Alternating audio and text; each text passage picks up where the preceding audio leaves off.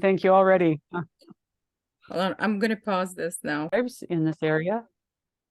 And just, I guess I probably knew this, but when I heard it, I thought I'd just share that the United States has broken every treaty that it has ever written with the Native American, with the original inhabitants of what we call the United States. And this is a map of some of those original tribal spaces.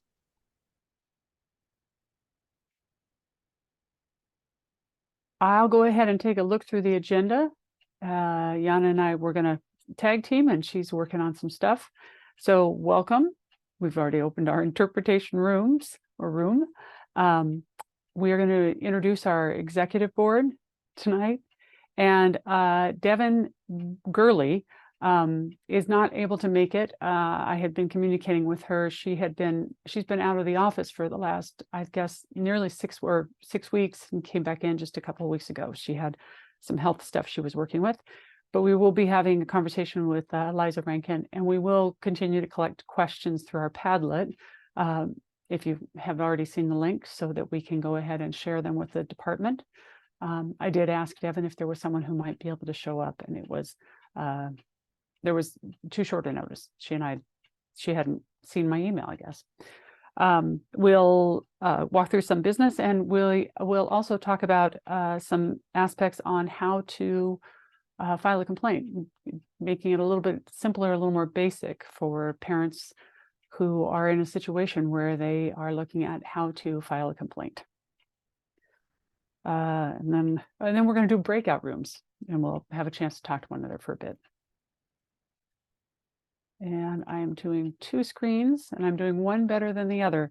Can I have a volunteer? Actually, oh, great. Yana is going to read our meeting agreements. I think she's going to read our meeting agreements. Okay. Yes, this is Yana. So I'm just going to read those agreements as planned. Keep the focus on students and their needs. Be mindful of their time. Respect each other and each person's ideas. Discuss ideas, not individuals. Keep yourself muted unless you are speaking.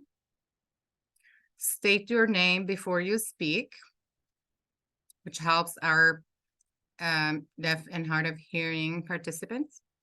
Speak slowly to allow interpreters to do their work, and advocate for those that are not here tonight.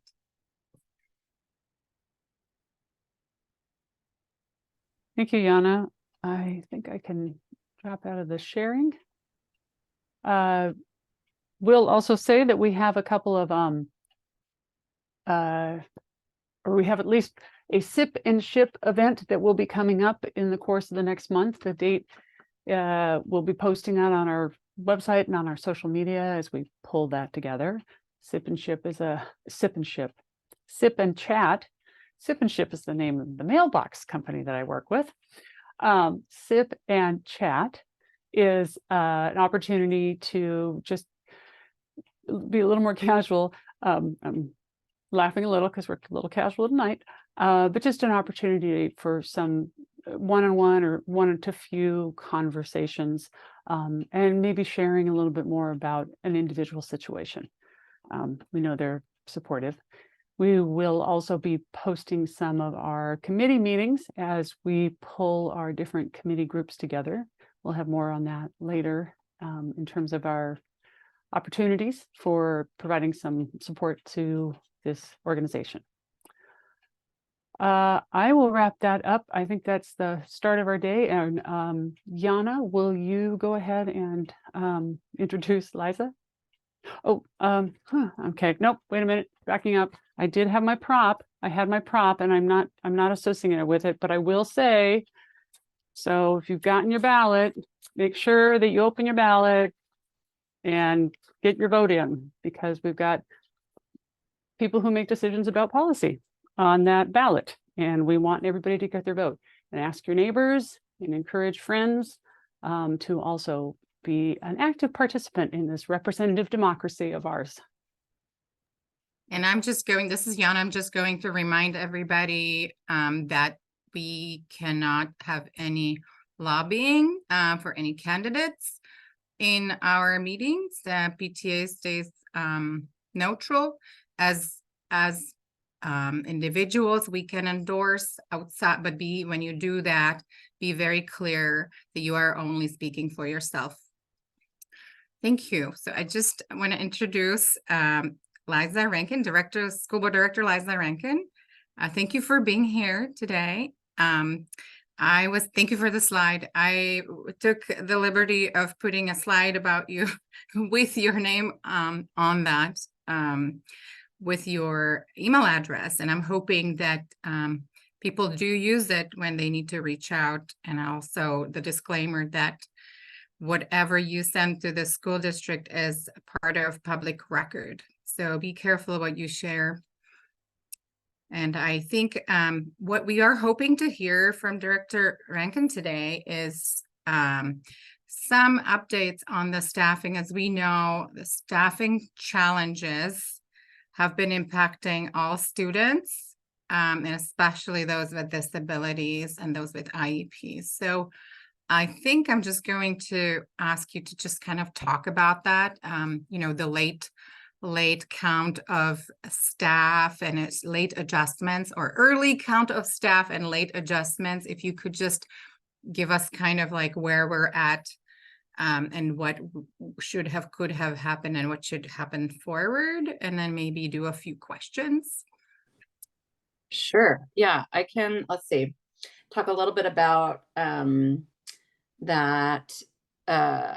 Basically, as a quick background for folks who might not have this context, is that the public schools are all funded on a per pupil allocation by the state, and students with IEPs have an additional allocation by the state, but it's the same. It's called the multiplier, and it's the same amount per student. It doesn't reflect what's in that student's IEP or what services they have. It's just the state gives every district X amount of money per student, and then X amount of money per IEP up until 15%. So as you likely know, more than 50% of the general population does have disabilities.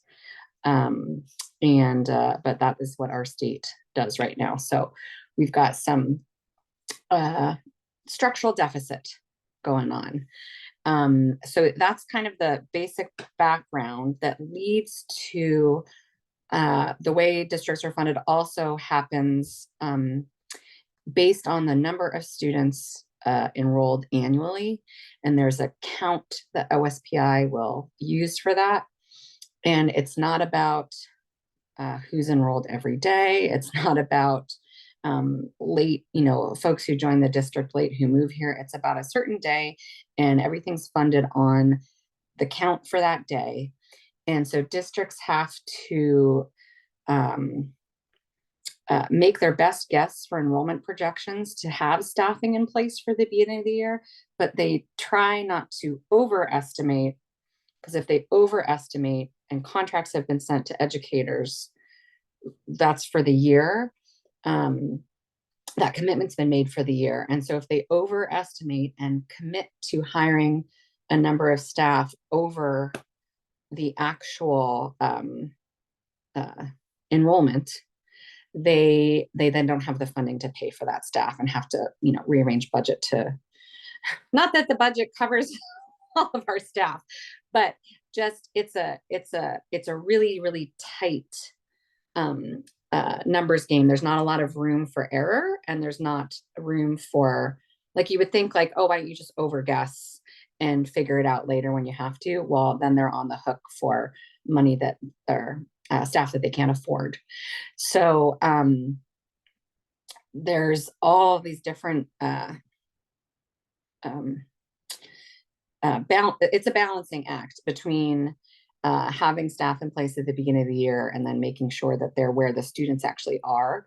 So sometimes you hear about adjustments, which is we have maybe about the enrollment, the guess pretty correct, but maybe the students didn't show up exactly at the schools they were projected to show up at, excuse me. And so that's when you'll hear about displacement. And I've sort of asked for a while, like, can we call it something else? Because it's not just that staff is being, pushed out. There's another school community that's actually very eager to welcome that person and needs that person. So I wish we could call it something more positive. But so that's what happens when staff are moving between buildings, is one building had fewer kids than they were expecting and the other building had more. And in order to, not have to add, they move. That's for general education staffing.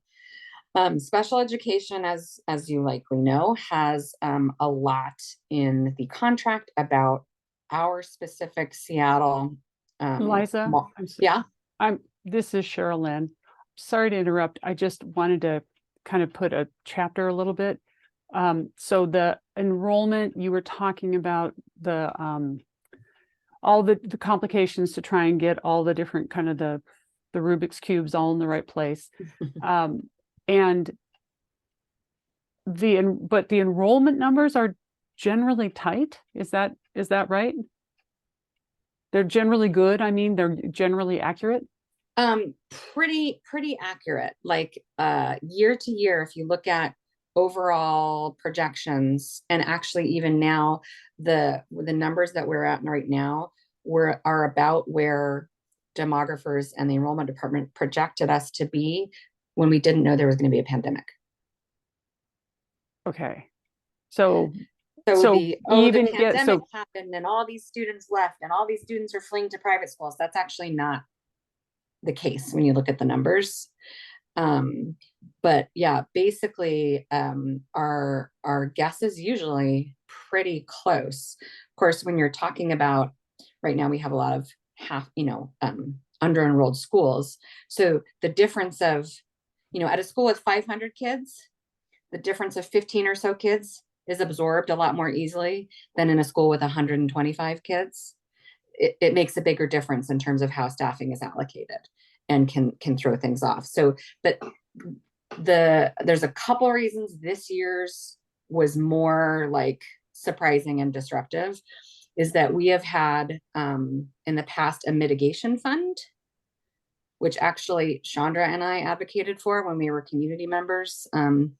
Director Chandra Hampson. Back in the day. Yeah, sorry. Back in the day, in response to a very disruptive October in 2015.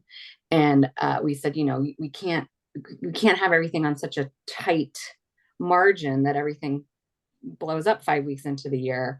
And so they did establish a mitigation fund that schools could basically apply for grants to soften that. And so like the K3 class size grant from OSPI, that's existed since 2019. It just hasn't been implemented. No, it has.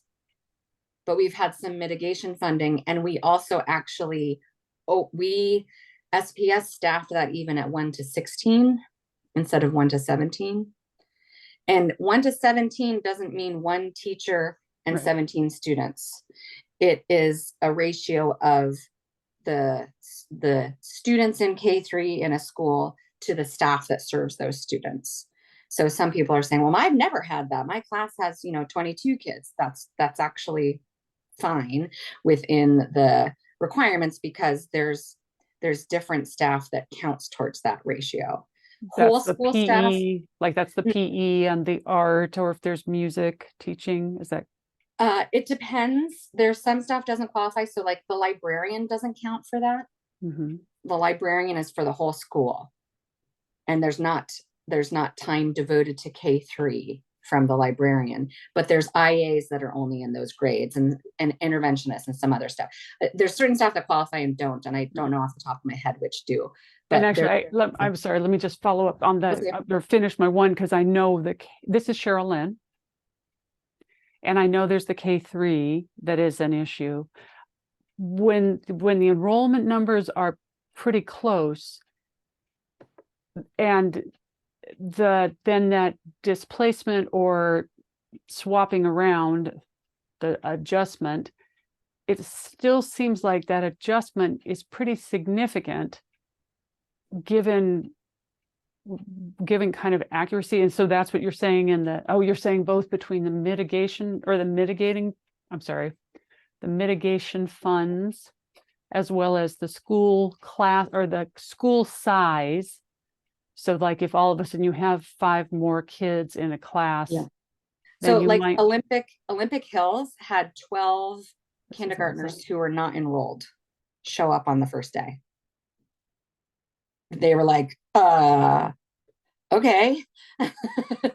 So obviously that threw off their K-12 ratio or their K-3 ratio. And those were students that were not projected for whatever reason. And like either they, I mean, there were a lot of immigrant families. So that, you know, SPS didn't know of their existence. They weren't enrolled. They weren't projected for based on, you know, housing or birth rates in the area. But, you know, 12 kids is significant for just for kindergarten.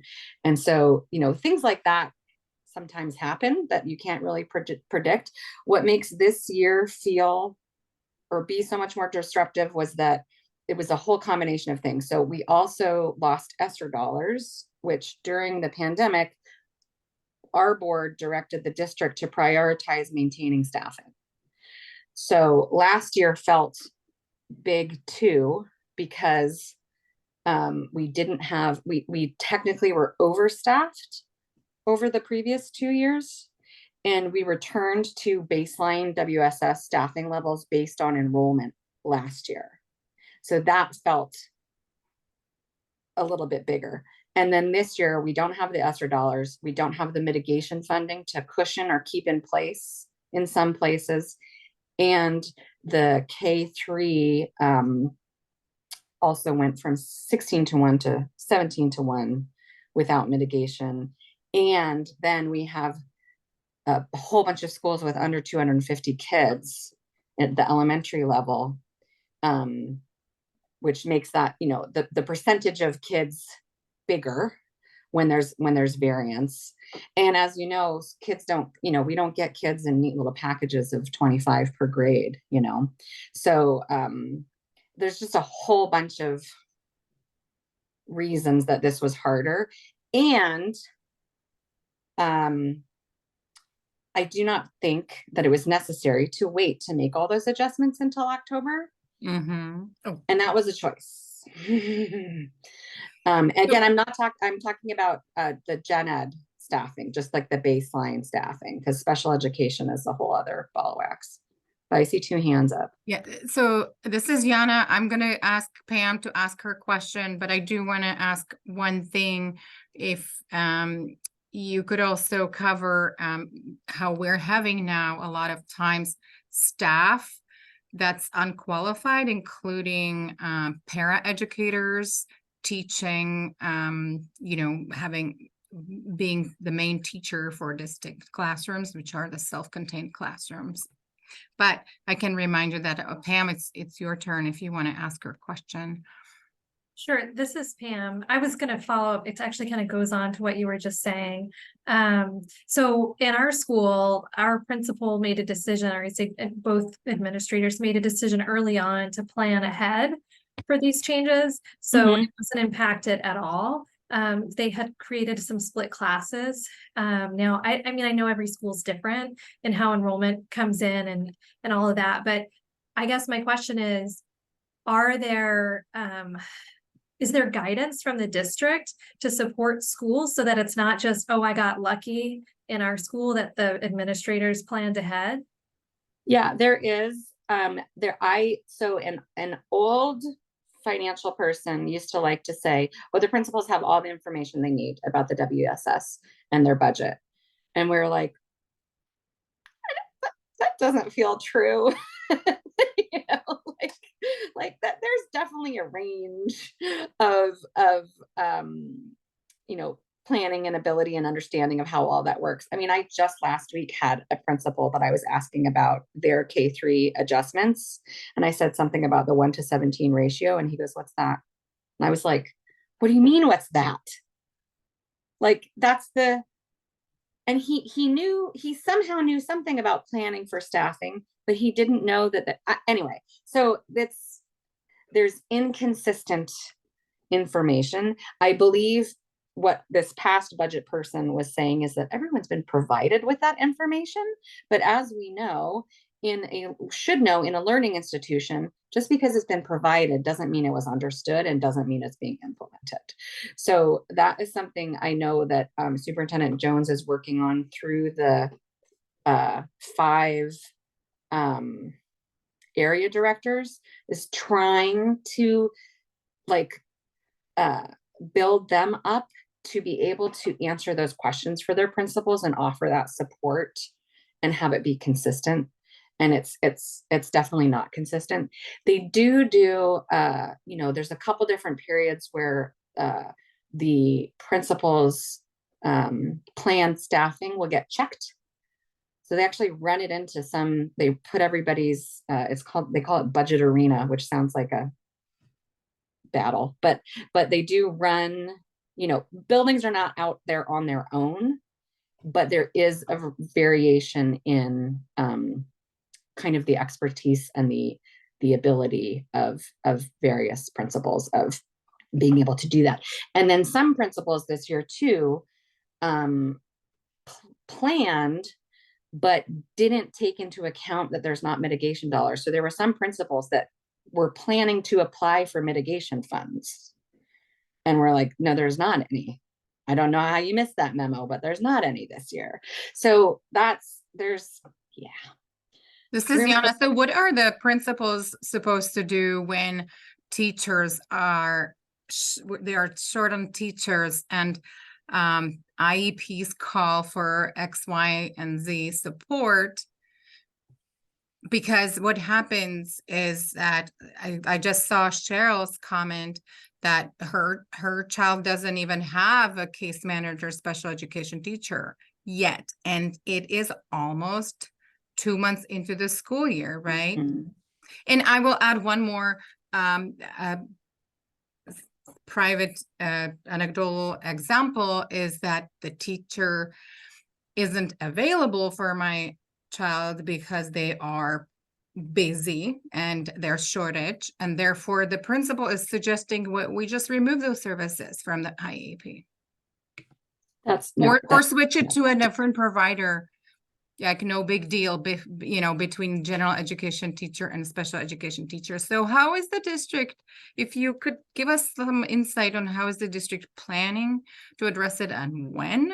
If I know that we were all hoping that Director Gurley would be here so we could hear from her, but if you have any insight. Yeah, I would actually love to hear what she would say to that as well.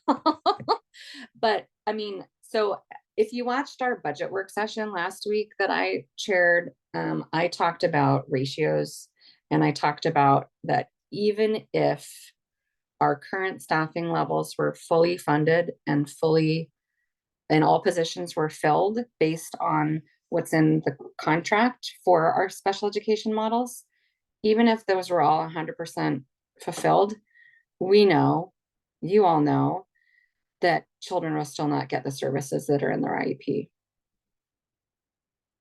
So we know that by design, the staffing models segregate kids and are not based on what the students need. And that is a fight that I've been having for a couple of years and will continue to have.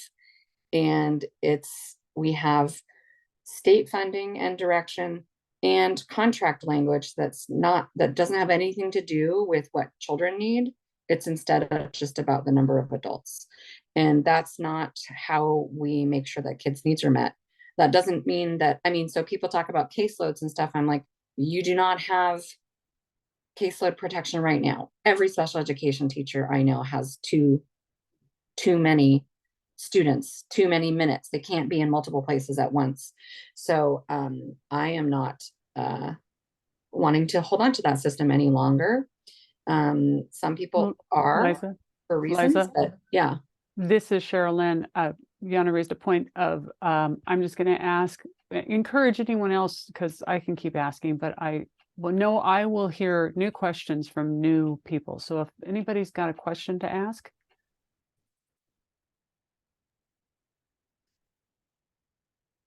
Well, I saw Christy made a comment. I don't know if, yeah, oh, okay. So not specifics, yeah. So I just good, it's would not my like the space. district to, I guess, deal with it, and maybe the school board to be holding the superintendent accountable on this particular topic. Because if we don't find the money, we don't find the staffing, we're not proactive in hiring, then we are going to end up with services costing far more and no equitable access to education, right?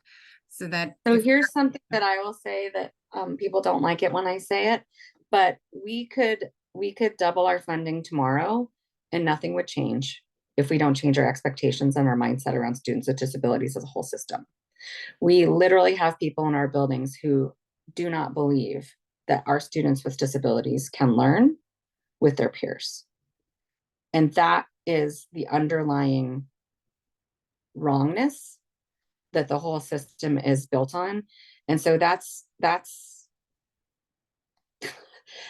why it's sometimes, there's a technical question and there could be a technical solution, but it's not going to actually solve the problem, because our whole system needs to agree, not even just agree, but I'm do going to their jump in. jobs. I'm going to jump in. Just I see that Sherilyn has her hands up, but I'm going to say that one thing that we see is that teachers are trying really, really hard, but they just don't have the tools and the training that they require to serve our kids. Sherilyn, go ahead. I actually am going to say that the system is the problem. I agree with Liza that there is a dollar issue, absolutely. And there is also the ableism that built this system has still not adequately been addressed. However, and then I should be watching our time. Liza, Director Rankin, any teacher that doesn't believe that students, that the special education, that is something that our superintendent can be held responsible for. To some extent. Yeah. I'll just say it is very hard to everybody deserves the opportunity for learning and improvement. And it is very hard when somebody will not rise to the occasion to do something about it. I guess this is Yana, I did not quite understand what I don't quite get what you mean. Like, can you be a little more specific? Because as one example, as Christy pointed out, we had Dr. Ross Green offer, free training for staff for behavioral needs, and the district, this has been at least 2 years, correct, Christy? And the district has been For that one, but there's evaluating and not acting on it. Go ahead, Christy, go ahead. Sorry, just there's a new opportunity for individual schools. I think that you know about this probably, Liza, right, or Director Rankin.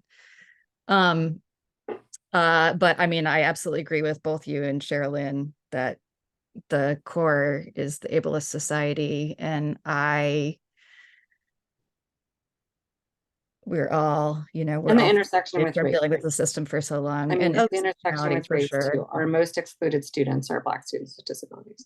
Absolutely. Yeah. And I think maybe as goals and guardrails get more up and running, there will be able to be a guardrail around being able to fire people who won't learn. I have a question. This is Mel. I was listening to a meeting, and imagine that, and it was discussing the strategic plan and the progress that they're making on that. And it was relating to dyslexia. And one of the problems that they were reporting were teachers not implementing the science of learning like they're being told to in professional development courses. So my question is, what expectations are the districts putting on educators to practice the strategies that they've invested to develop them with in order to serve, dyslexic children, any child really. If they just don't do it, and is that part of the mindset that you're speaking about? Is that what you're Yeah. talking about, the mindset? That. I mean, basically for the last 2 years, part of what our board has done that boards have not been doing is setting expectations that are measurable. And it is like shocking and appalling How do you do that? that hasn't been done before. So our 3 top line goals have Mhm. measurements about Right. the number of students that will achieve on, and it's based on standardized testing, but something has to be standardized. You have to measure, you have to have Yeah, I something. get it. to measure. Yeah. And what we have found is that there are a lot, the culture of our system is not accountability based and responsive. Everybody's working very hard. Everybody is doing a lot of things. No one's necessarily saying, hey, how effective is that? Hey, is that having the outcome that you want? Hey, is this in alignment with our goals as a community? And this is our way from the board level. The only way, like, we could spend a lot of our time crossing our arms and stamping our feet and saying, oh, HR doesn't do their job, or, oh, the superintendent's not doing X, or the union is a barrier, or parents are complaining, or whatever. We could do lots of finger pointing. We can't do anything about that. What we can do is be really, really clear in our policy about our expectations and how we're going to evaluate the superintendent on whether or not he makes progress on those expectations. And Yeah, systems audit, I would think, would also help with the matter, well, right? and people responding to the audit. So our governance structure that we're implementing right now, the board in 2017 or 2018 had an audit done by an outside firm, and their number one recommendation was implementing a policy governance model, and they didn't do anything about it. They didn't do it. That board didn't do it. And so our board is like, we actually started this journey into best practices for school board governance and then discovered that audit.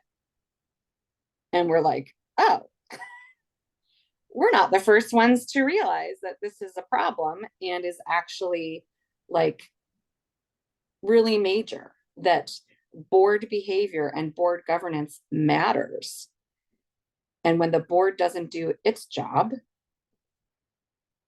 we can't expect anybody else to do theirs. And when the board's not clear with the superintendent about what the community expects, the superintendent can't be clear with the people that they manage. I mean, there's so many things going on all the time that, if everybody's responsible for everything, actually nobody's responsible for anything.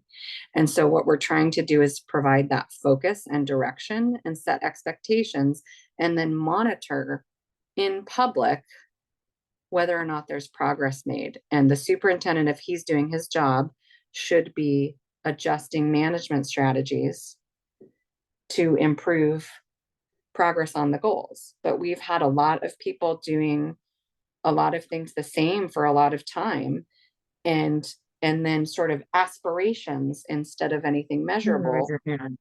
And then it's not, that's why things don't change. So yeah, Mel.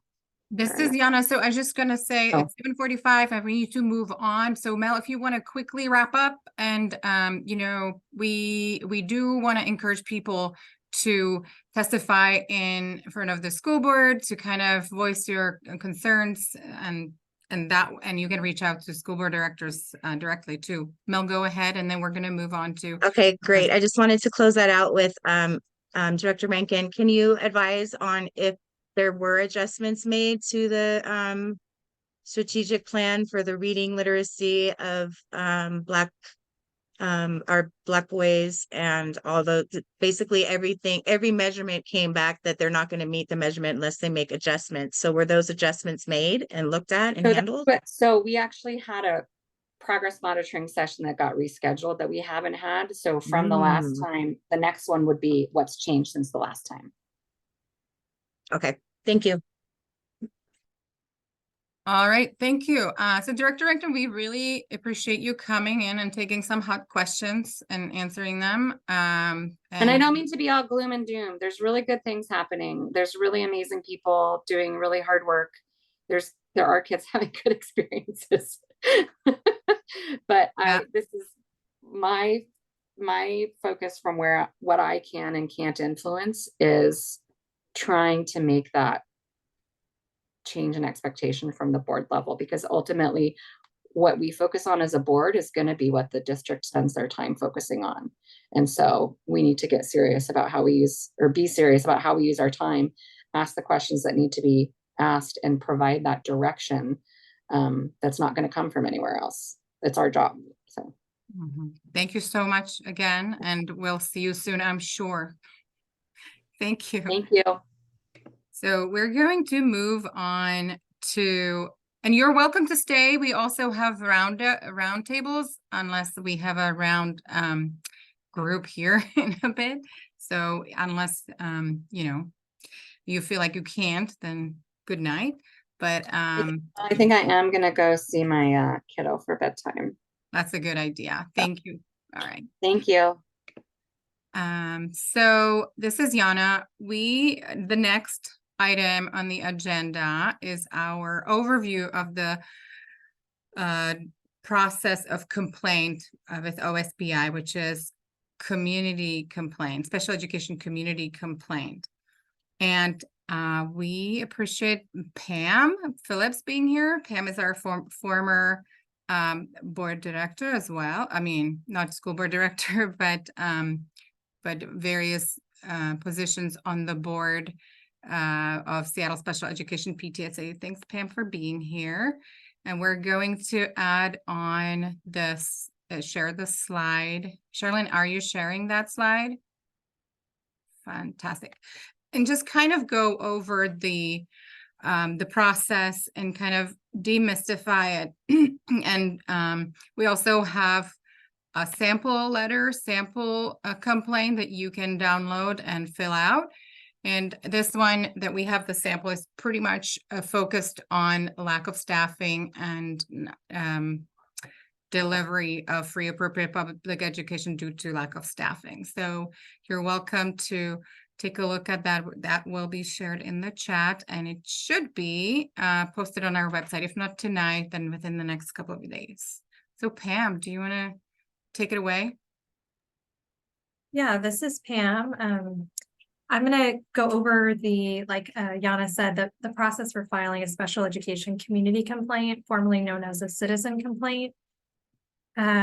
It's the way that this slide is structured, walks through sort of some of the different steps and distills information from OSPI's website and the information they provide.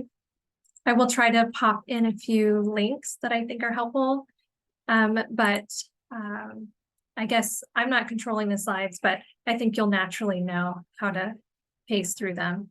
And the first step is to file a complaint. Anyone is able to file a complaint, and I guess the caveat being there has to be a rule that violates IDEA. Now, you don't have to know the specific rule that's being violated, so you can simply place information in the complaint of the issue that you think is occurring. And that's what I think makes the process accessible. That, for example, as a parent, you can write in, a specific example of what's happening and don't need to know the complex laws and structures and regulations.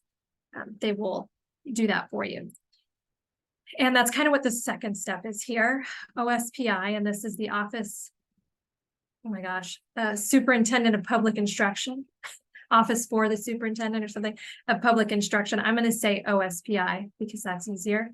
OSPI replies with the statement of the issue. So it's kind of like a summary and their determination of what violation has occurred, right? And that might also be the case that there is no violation, right? They may find that as well, and that would be in their response.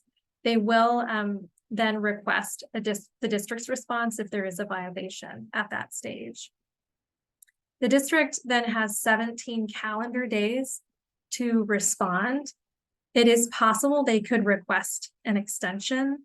Sometimes a particular issue might be more complicated, or perhaps you have many different violations, and that may take more time, or there's some extenuating circumstance that requires more time.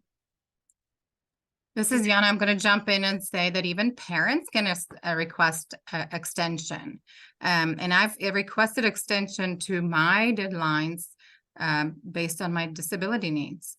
There are some other challenges that people have shared with the OSPI and gotten extension for their due dates. So once the district, sorry, this is Pam, once the district responds to the complaint, OSPI will review their response, and then they go through and remove any personally identifiable information. That's because this is also a public record, and the complaint will later be submitted on their website. So none of the students' names or other teacher adult names are in there. I believe they do include the district, but I think that's as far as it really goes into specifics. After that information is removed, OSPI will send the district's response to the person filing the complaint, or here, the complainant. There's a second, I'm not sure why it's not showing all of it. It should be, there you go. And that also depends on if you have access to those records, right? You have to be able to be essentially approved to receive records for the student. I can't remember what age, is it 18 or is it earlier? Yes, it's 18, but for example, when I will give an example that's a little bit related, is that when I filed for my 18-year-old just this summer, they basically needed to verify that I am related to my child. And so he didn't need to sign release of information because they knew who we were. That helps. Right, and this is Pam. So again, you might also have an advocate, or there might be some other case that someone's submitting a complaint. They would also have to have that release. Next, then you, as the individual or whoever is submitting the complaint, is given 10 calendar days. And as Yana mentioned earlier, you can receive an extension, right? And that's to respond to OSPI with any additional information that might be pertinent to the complaint, right? That you may not have thought of, sort of like a rebuttal in a sense, but includes more details. Next. Can I just add, Pam, one thing, and that's when you go through the district's response, it can be pretty upsetting when you see denying facts, like we did not violate your child's right, and we did not do this. So you are basically responding to each of the points in the district's complaint as you go, and say why you believe this or that is true or is not true. Yep, thanks. This is Pam. So step number 7, the reply from the complainant is received by by OSPI and then shared with the district. Sorry for the typo there. And just to point out here, again, all of this is public record. And so all the information that's received from OSPI is being shared sort of from these 3 different points, to OSPI, to the district, and to the complainant. So anytime that information is submitted, it will be shared, or should be shared, with all the parties involved in the complaint process. And then finally, OSPI will review all of the information obtained throughout the whole process, right? They may even request additional information for clarification or maybe records.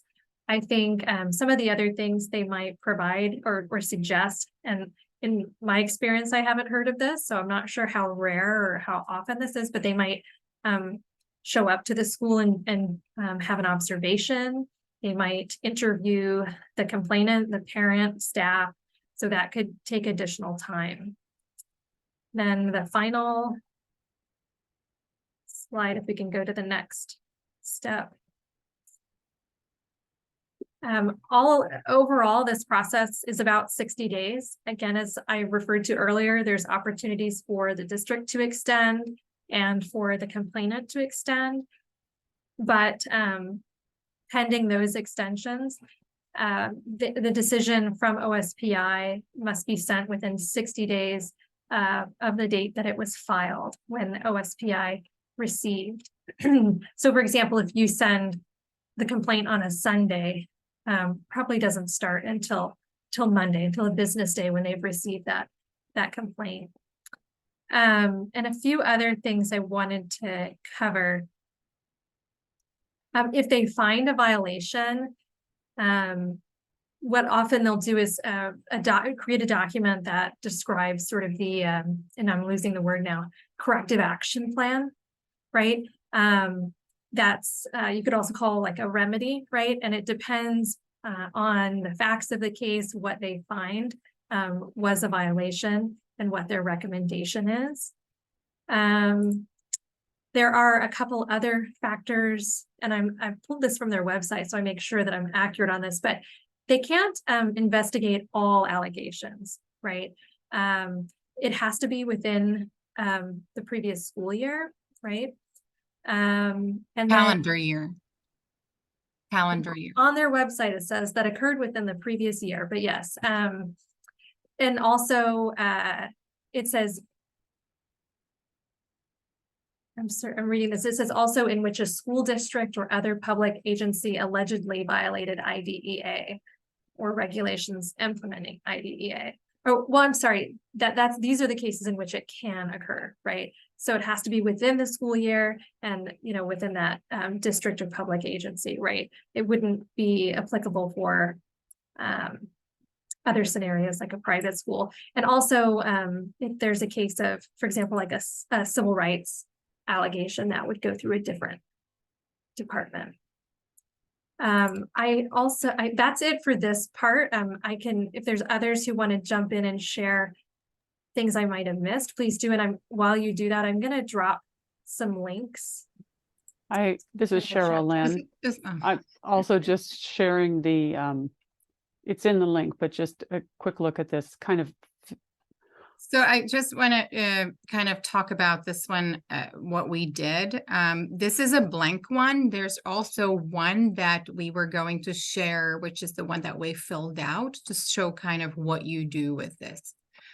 If you, I thought I grabbed that one. Okay. So when you are filling out the complaint form, first of all, you don't have to use a form. It is just helpful to have a guide, right? So that you don't forget some piece of information. So what Mel did is our VP, she put that in that form into a Word document, so it's easy to download for you, and we should have it on our website for you to download, even if you don't get the link tonight. But also feel free to save the chat from this meeting with the links in it as your resource. So what we have done is this sample letter, and we did a couple of different fonts so that you can see what information you are putting in.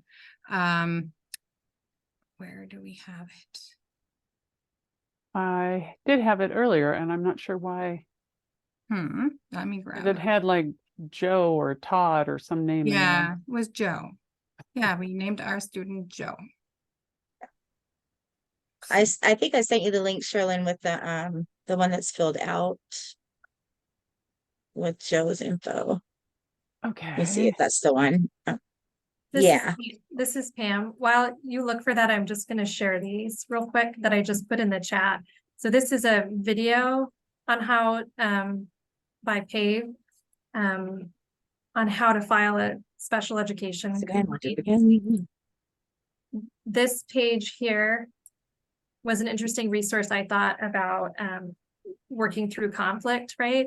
I especially appreciated how there are resources that are translated. So for example, this one is communicating with your child's school, and it's available in 13 languages, and then other resources here available in Spanish.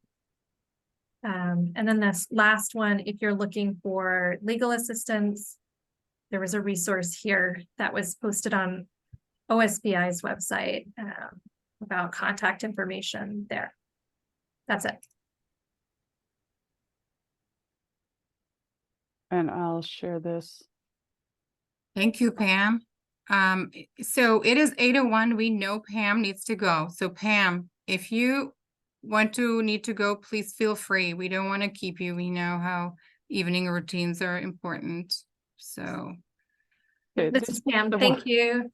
thank you so much for being here, and we'll see you soon. Well, Okay. I'm Well- not finding it. I thought I had it. Oh, okay. This is Cheryl Lynn. I can share my screen if you want. Sure. I think I have it up. Let me grab it. And you actually, do you want to talk about it, Mel? You don't have to. It's just, I could. Totally could. I mean, yeah. Let me see if I can find the link now. just Please. remember, speak slowly for our interpreters. Okay, hold on. I'm gonna find it here. Show it. There it is. Okay, is this the one? Yes. All right. So let me get this up on my screen here. Zoom.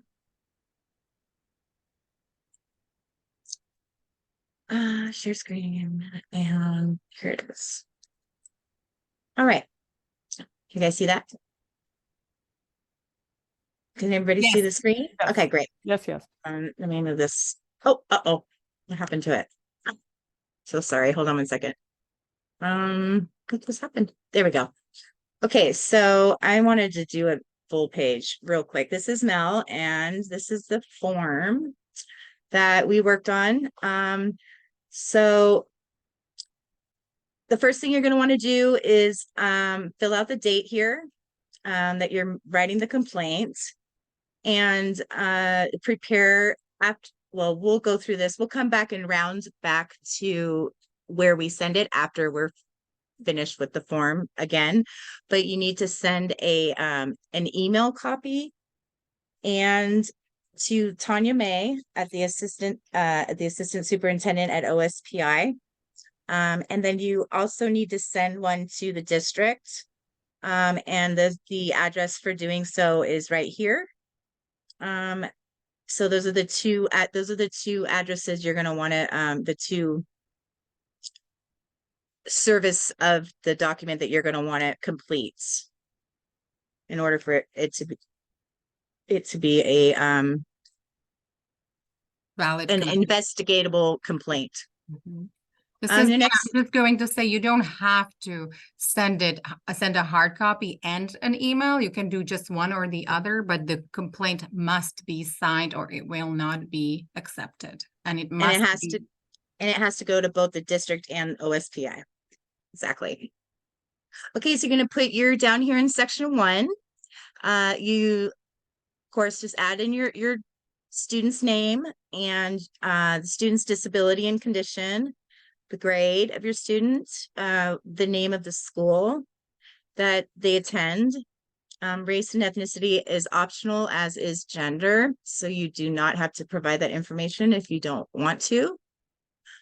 Section 2 is going to be, you need to mark if you are the parent or the guardian of the student here with an X, and then include your name and your email, your street address, primary language, and race, ethnicity, and gender again are optional. You do ask for your phone number, and this is the signature that we're talking about, that you're going to either want to print it and sign it hard copy, or you can, I don't know if you can do, did we ever, we can, Yes. you can Yes. select a font that is like a handwritten font and sign it like that. Not in the same font that the document is in.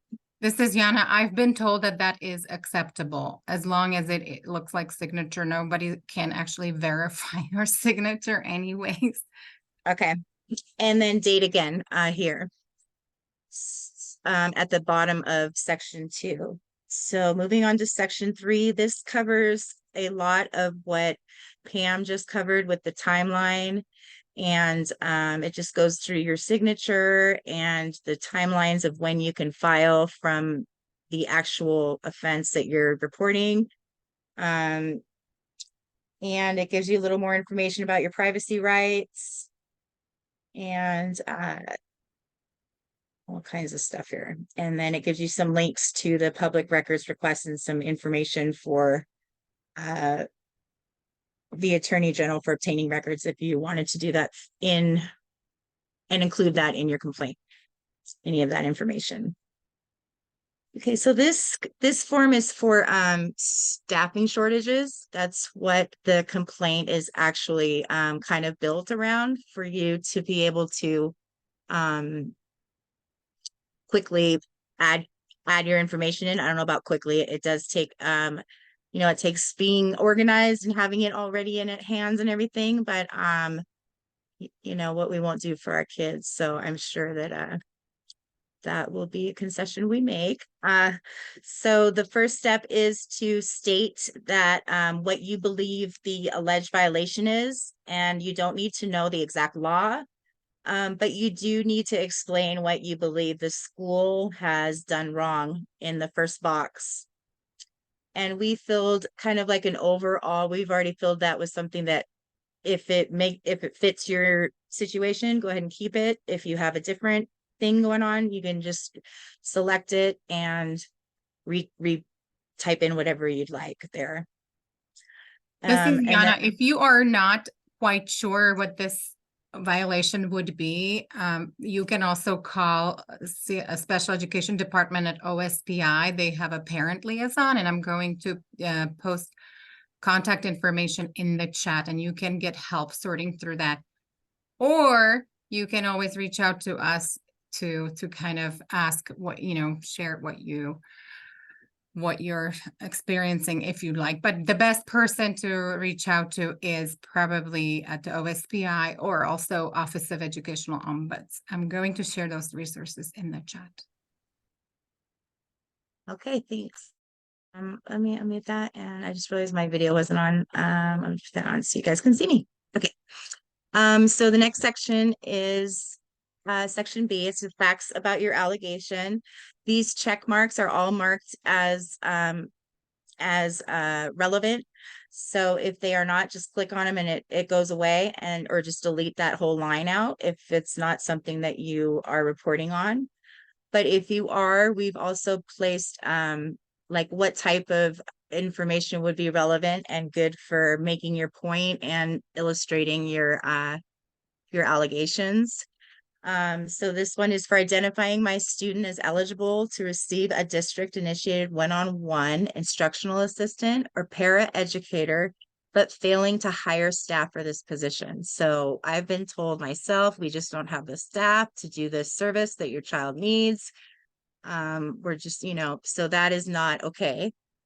So you could go ahead and place, if you have any information about the dates of meetings or conversations where you had discussed services not being denied because of a lack of staffing. You can include emails or meeting minutes. Hopefully it's not in the IEP, but if it is in the IEP, you can provide that as evidence. The next one is for not informing IEP team of changes to the student staffing and supports in the instance of a daily substitute or coverage, long-term coverage by a non-certified special education teacher. So that's a little bit complicated. Basically, what this is saying is that you're not being told as a caregiver that your student is receiving services by somebody that is not certified to do the SDI, the specially designed instruction, or basically any kind of service that they're non-certified to do. So that would be a loss of benefit or a change in the programming without a prior written notice. Is that correct, Yana? Without giving you a prior written notice of a change. This is Yana, and that's correct. Yeah. Okay.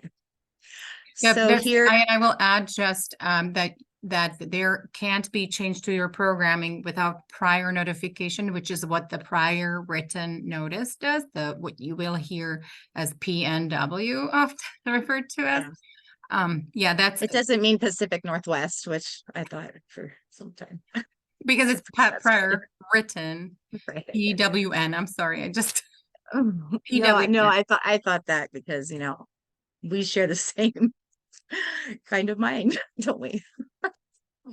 So this is good information for this to prove this is happening would be dates where substitute teachers were used in positions not filled, or information in the IEP meeting that the team information if IEP meetings were held and the team did not discuss how the students' needs will be met during staff shortages. So that's interesting. To add that in there too. And if staff denied the extended school year services to the student simply based on the levels of staffing is another point you want to make. We're almost done. I think there's only 2 more here.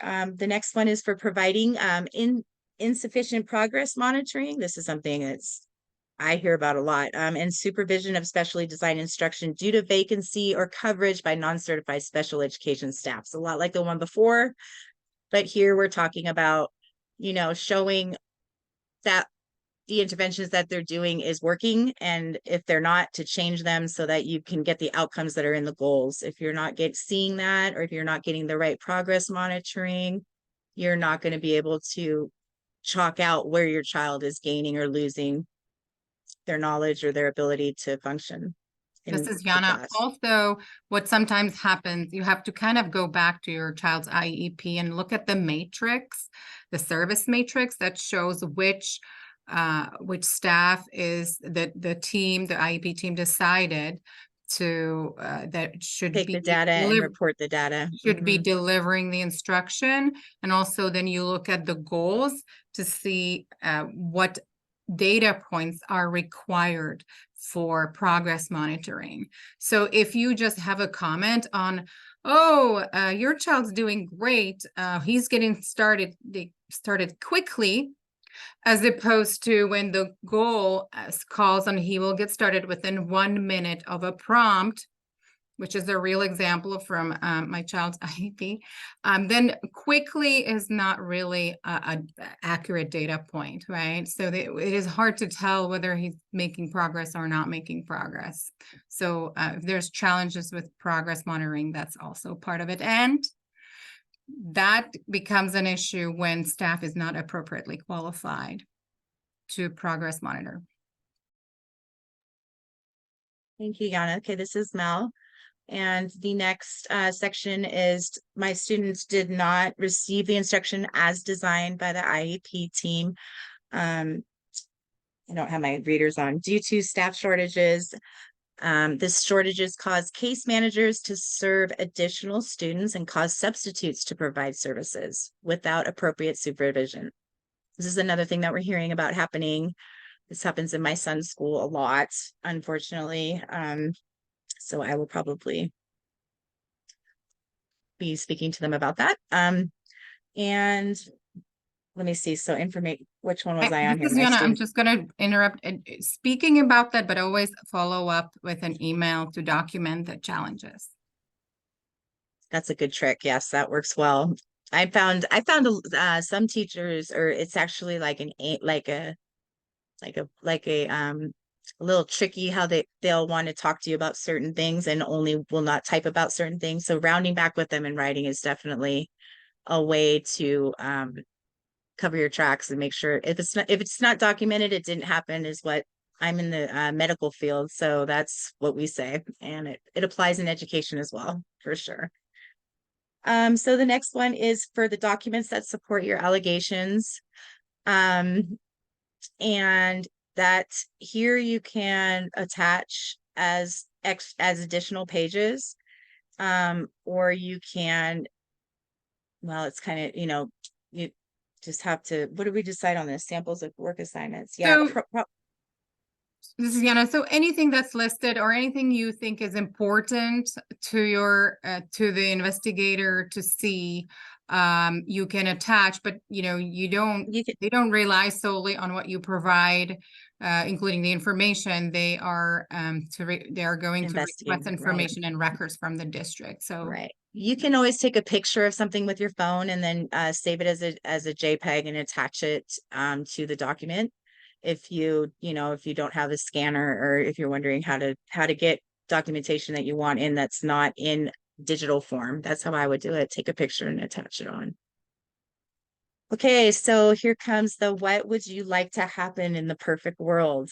Well, of course, we'd like our kids to get the services that, you know, that they deserve, because they deserve them. But here we have this is something that we decided that could be kept as is, Yana, as So so this this, is, of course, you're going to read what is in there and just kind of apply it.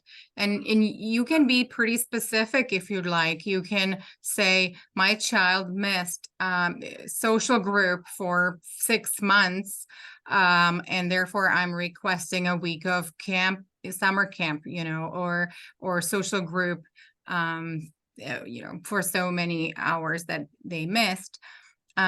There is going to be one thing to note is that compensatory education is not always awarded 1-to-1 minute. What that means is that depending on the how the services were delivered, let's say they were supposed to be delivered according to the IEP one-on-one, then you're most likely to get 1 minute per 1 minute. But if they were delivered in a group, you will your child will receive services. If OSPI investigator determines so, then you will receive only 25%, so quarter of the services missed. Just do not get your heart broken, just so you're prepared.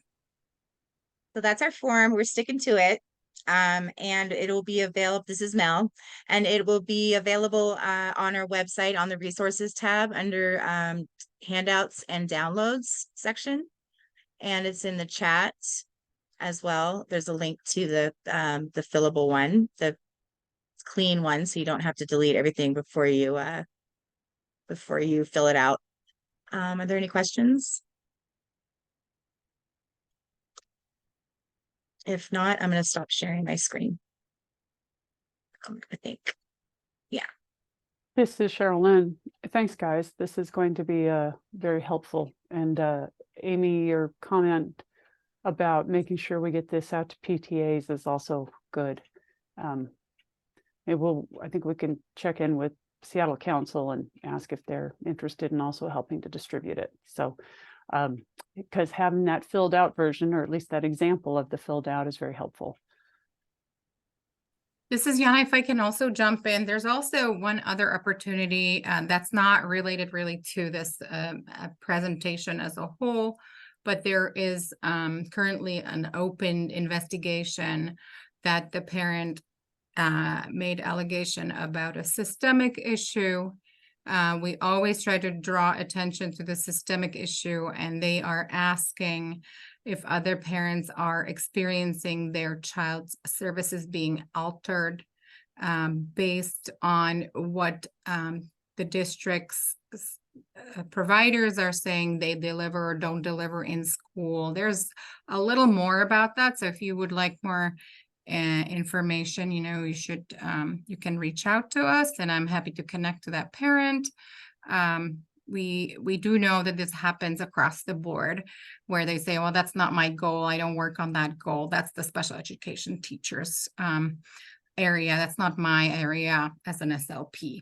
The challenges are a lot with SLPs, with speech and language pathologists, and with occupational therapists and other providers. But that does happen where decisions are being made not on the student's need, based on the student's need, but on the staff convenience or schedules and things like that.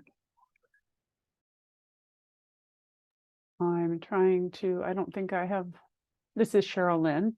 I'm looking to share the screen. for our next action. I did just put in the minutes for our from our last monthly meeting. And just putting those in a little bit ahead of when we voting. Okay, and I found what I was looking for. This is Yana. Do we have a quorum? Do we have 10 members here?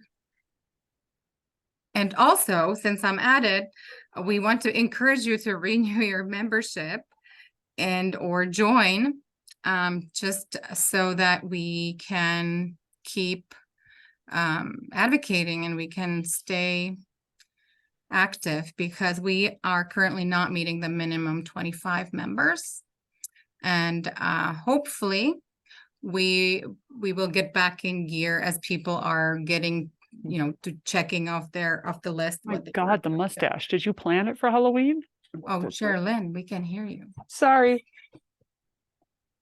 This is Sherilyn commenting on her husband's wacky Halloween costume. I think that your husband has to share since you said that. And Dave? Dave, come on over. Okay, I have done the this is Sherilyn, just looking at our volunteering opportunities. Just a quick visit, duck down. His pants match the band on the hat. Very nice. Okay, thank you. This is our intermission for the minute. Volunteering, we do have, I heard what you said on the quorum. I don't know where we are. I'd have to take a look. I just at least have put the minutes out. So- Mel has her hand up, and we do need to probably stop sharing to see who is a member in here so that we can actually vote. Or Oh, we I was can- actually going to put the vote a Or you little bit can- later. You can write yes in the chat too, if we wanted to. Okay.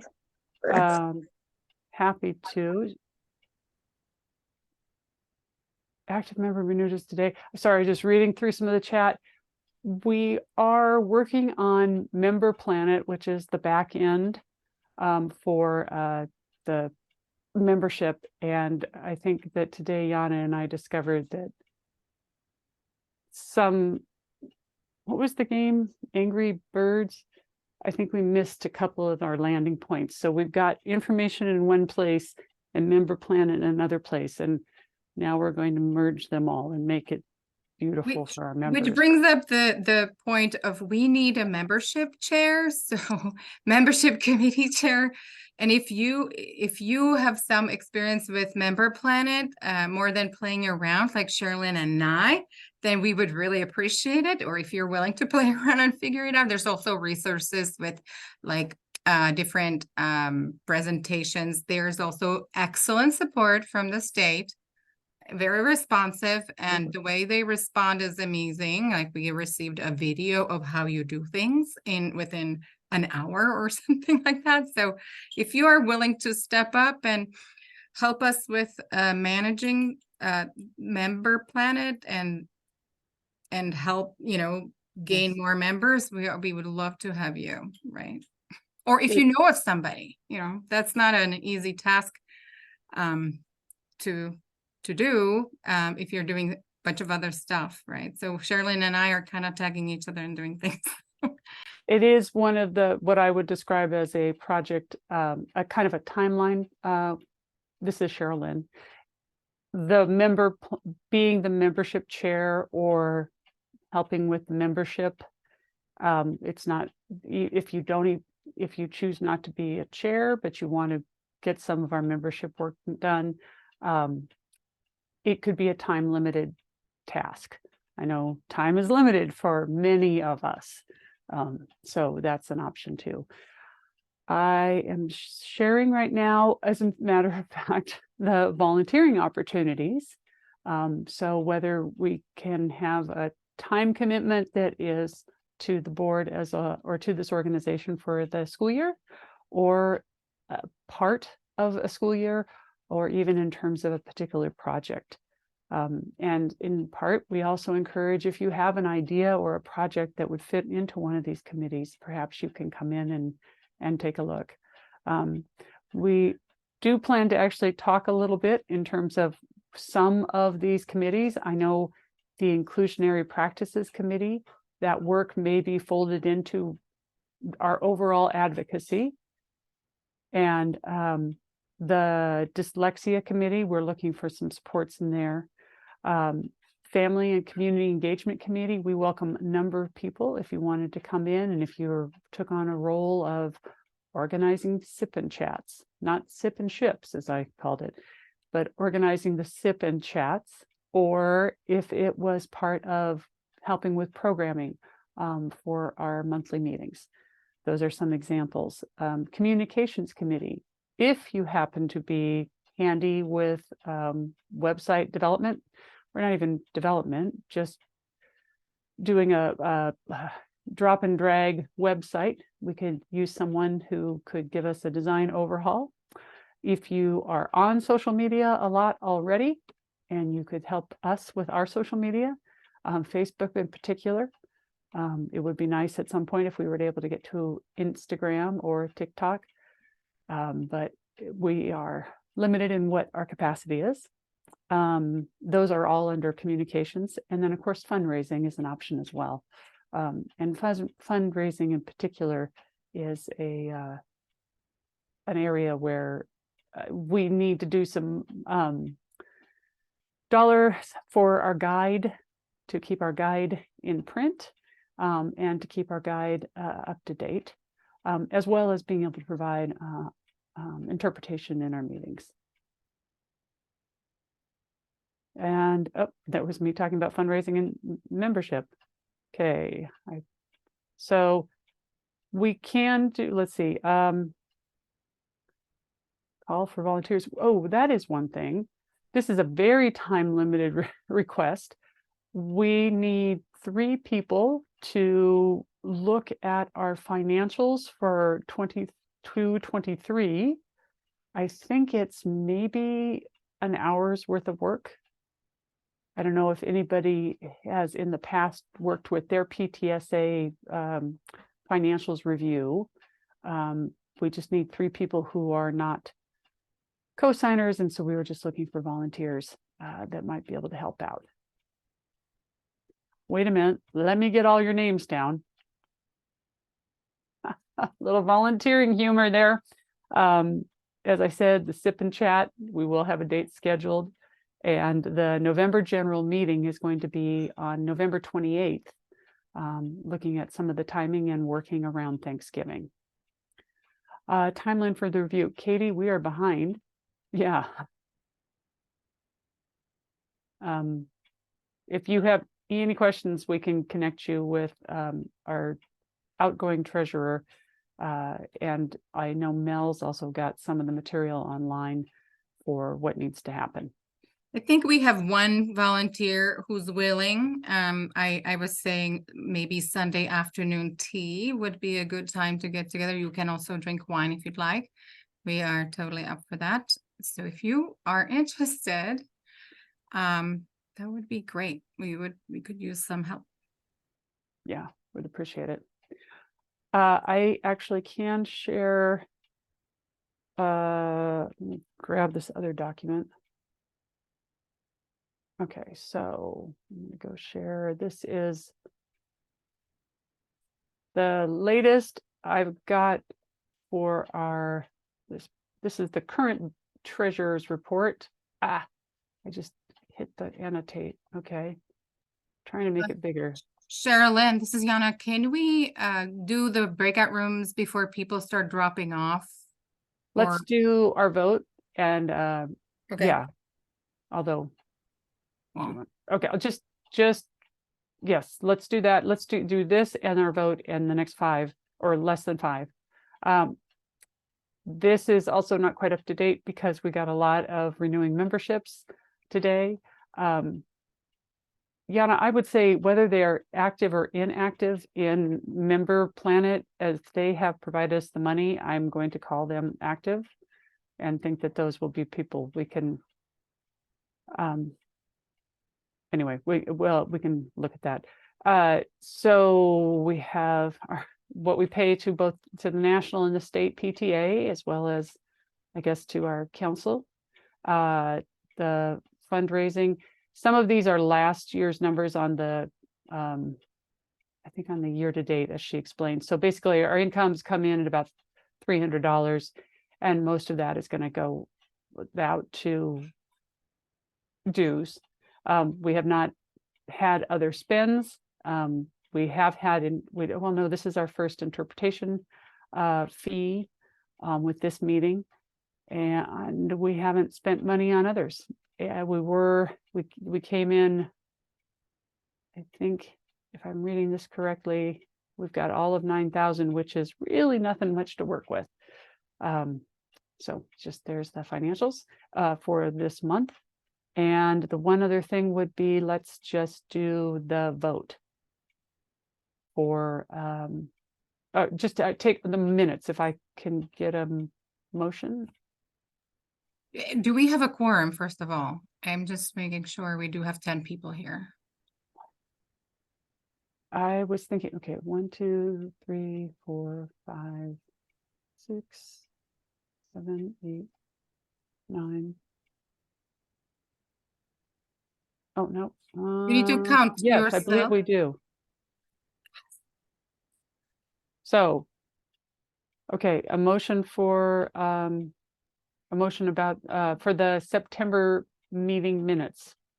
I move that we approve the minutes, if we could put them up for people to review for a sec.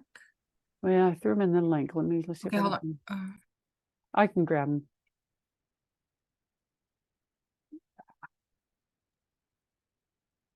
Here we go, and screen share again.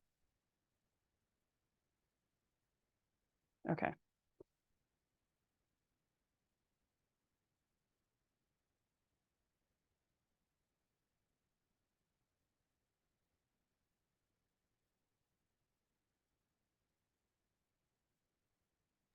And this is Yana. Just to recap, basically what we did in September was election and breakout rooms. Is that correct? And we had an update from the district, maybe? I don't know. I had 4 No, a.m. I don't think we did. Okay, I had 4 Yeah. a.m. at that time, so overseas. So it's very blurry, but I do remember it was basically it was a very basic meeting and very good one to connect with teachers and other members. If I you're have- interested in any of this is Mel. If you're interested in any of the committees that are listed there in the meeting minutes, they're linked to if there's a blue line, they're linked to the guidebook, the Washington State PTA's guidebook, so you can look and see what the position's about. And I'll drop that in the link to the document in here. And I have a motion. Do I have a second? I'll second. This is Mel. Thank you. Is there any discussion? All those in favor say, or raise your hand.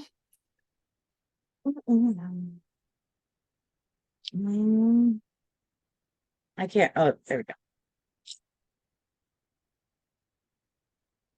1, 2, 3, 4, 5, 6, 7, 8, 9. We need one more. 1, 2, 3, 4, 8, 9. Oh, we got it. 9, 10. Well, Sweet. okay. Any abstentions? This is Cheryl Lynn. Any abstentions? Any noes? Well, actually, I said that so fast. I figured someone would speak up, if you will. Okay, we have approved the minutes from the September meeting. Okay, breakout room. And I did not do one of the things I said I was going to do, that I was going to have. I think our question for where we are on time, and I'm hoping that one of my, It's 8:34, and I think we could do a 15-minute breakout room. Yeah. And how if many would you like? someone's, How many let's would you do, how about just 2, I think, with our interpreters? And then Oh, I'm yeah, we going to will. ask the interpreters to maybe split and go one